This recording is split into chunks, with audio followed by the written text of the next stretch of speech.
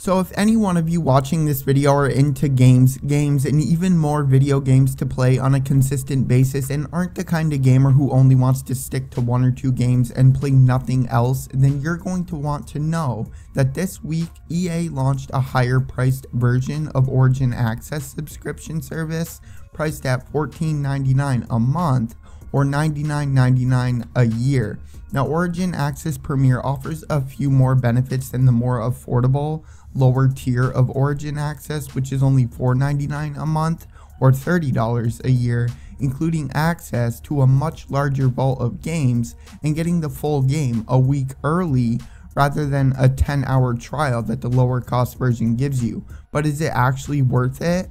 Before we go over everything that you need to know about Origin Access Premier, I also wanted to let you guys all know that GameFly is going to be shutting down. Now, they have not announced why it's removing its streaming service, but after Electronic Arts acquired GameFly, I think it's pretty safe to assume it's because of what we're talking about in this video regarding Origin Access Premier, since that is owned by EA as well now, and it's basically the same exact thing. So now let's talk more about Origin Access Premier, which is EA's PC-only subscription service that provides subscribers access to a vault of 129 games, and more games are being added all of the time. Now I'm going to go ahead and record all of the games included on the screen for you to see as of the date making this video. Like I said, there will be more and more games added. Now you do need to stay subscribed in order to continue playing the games that are included with this subscription service, which is understandable with the amount of them that you have access to. Now I do want to say one thing: the one free game that you get each month is gone now. There are no longer free games which you can download and have access to even without this subscription, which was a little bit of a bonus feature to having this in the past. Now, people who have the subscription, which I'm honestly going to get, also have early access to new releases in full before their official release date. The most popular ones that I have in mind right now are Battlefield 5 and Anthem. Now, EA also includes a 10% discount for all Origin purchases, and subscribers will also get extra content for new EA titles, including things like Microtransactions Bonuses and access to expansion packs. Now, there is a few differences between the basic version, Origin Access, and Origin Access Premier that are really simple to explain. The basic version of Origin Access subscribers only get 10-hour trials in early access, meaning that their early hands-on time with the game will be cut short. Origin Access Premier gets full access to the entire game, and in all honesty, putting the hype aside, with the amount of games that you're able to play, considering the $30 version isn't really that difficult to choose, 10 hours of gameplay 1 week early, at least for games like Anthem and Battlefield 5, which have been announced and confirmed to have access to the games 1 week early by EA themselves, for me, in all honesty, is a pretty easy choice. $30 compared to $100 is a pretty big price jump. So I would most likely choose the $30 version myself, but that's up to you and how you personally like to play video games. One thing to consider is Origin Access Basic does not include microtransactions or immediate access to expansion packs for new releases.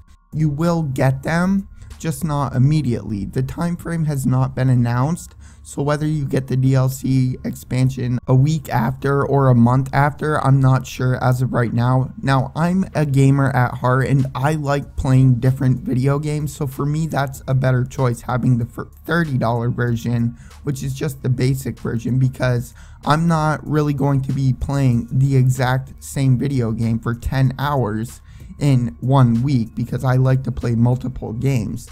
Now, if a brand new EA game costs you $60, then if subscribers pay for an Origin Access Premier or a basic subscription, instead of buying 1, 2, 3, 20, 500 games, obviously you're going to be saving some serious cash by having this subscription service. Now, if you're one of those people who like to spend money on microtransactions in EA's games, yes, I am well aware that the company's use of microtransactions have been a never-ending issue lately, but that's mostly a result of Star Wars Battlefront 2, including microtransactions and bonuses in an Origin Access Premier subscription is honestly kind of cool. But this is the internet, and I'm sure people will complain that it's basically a microtransaction in itself to have a higher costing subscription and have the ability to get microtransactions in these video games. For the cost of Premier, the amount of games that you get to play, getting early access to games, there is a lot that it offers. So personally, I see this as a very, very small benefit, getting some in-game microtransactions, and it's not really an issue to me. As long as we don't get microtransactions in these games that are paid to win, which I am almost 100% sure that EA has learned not to do that because of what ended up happening with Star Wars Battlefront 2, not to ever do that, ever again. Now, the only downside to this subscription that I can tell would be that if you're not a gamer that likes playing multiple video games and really only want to play 1 or 2 games at a time, then this really is not what you should be getting. It is, but at the same time it's not. I think you would be much better off just buying the actual game that you want to play rather than forking over $100 a year to play 1 or 2 video games and be required to continue paying that in order to always play that specific game that you enjoy.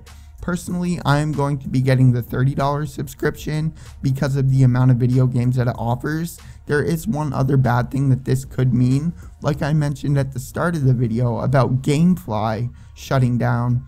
Who knows if Origin Access Premier or even the Origin Access Basic will ever end up being shut down.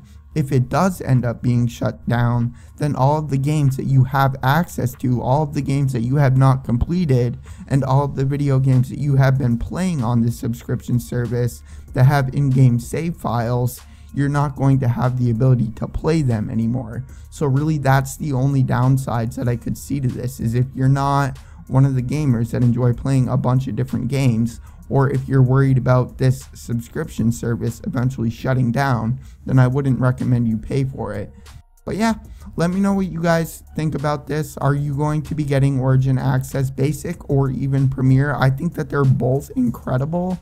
The amount of games that you have access to is just pretty mind-blowing. For the amount of money that video games actually cost, and the amount of video games that you get with this service is pretty awesome.